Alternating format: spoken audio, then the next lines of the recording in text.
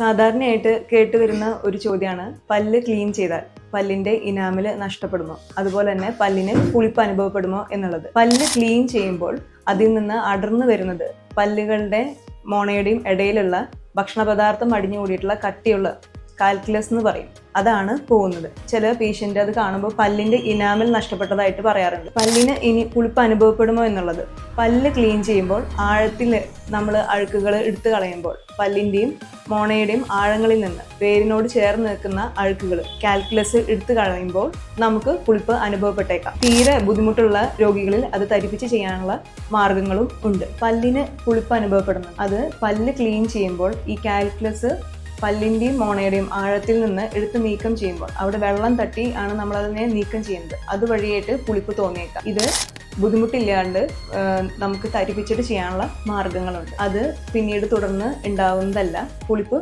ഈ ക്ലീനിങ് ചെയ്യുന്നതോടുകൂടിയിട്ട് മാറും.